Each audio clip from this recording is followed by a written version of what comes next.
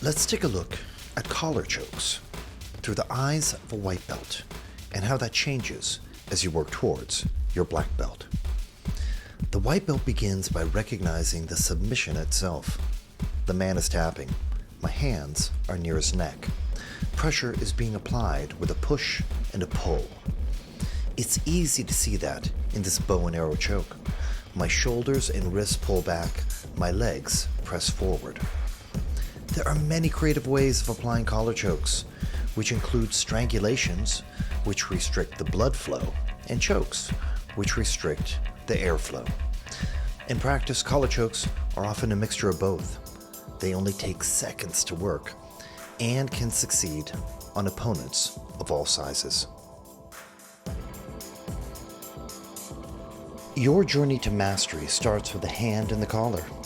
Don't be afraid to go deep. That's what you want, so go for it.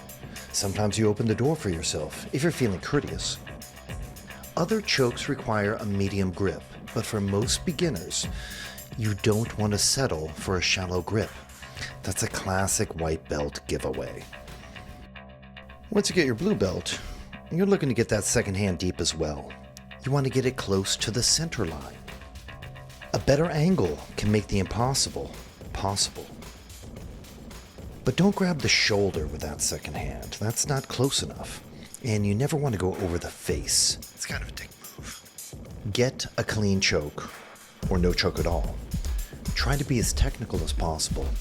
How you do things matters. By purple belt, you're working chokes into your combinations. Maybe you start with a choke, but you end with an arm lock.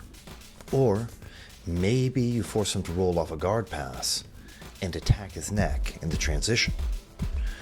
Or you attack his neck from the guard, and when they defend, you capture the arm into the sweep.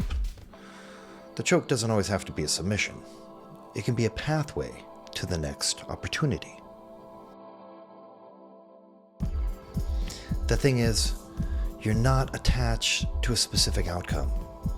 One thing will lead to another in your favor. This is confidence, and it's easily extended off the mat as well.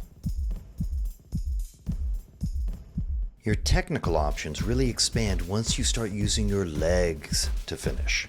Check out this progression. A blue belt might grab the collar, then step over the head, pulling back with his heel, and put the wrist on the carotid for the step over choke. A purple belt might use a lapel for a more conforming pressure, then step over the head.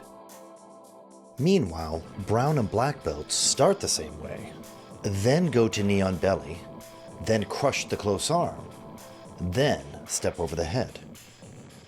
Collar chokes teach you that a better setup equals a better result. Now, one thing brown and black belts do is play with the balance. If they're in balance, they can resist you in many ways. Threatening their balance is like threatening a submission. You will get a defensive reaction, which you can then use to create opportunity. Jiu-Jitsu teaches you that yielding can also be effective. Take the baseball bat choke. Instead of getting it from the top, you can invite your opponent to pass your guard, on one side specifically, and as they come to side control, your hands are set to finish them off with the choke, thanks to the trap you set. So by black belt, you're seeing collar chokes everywhere.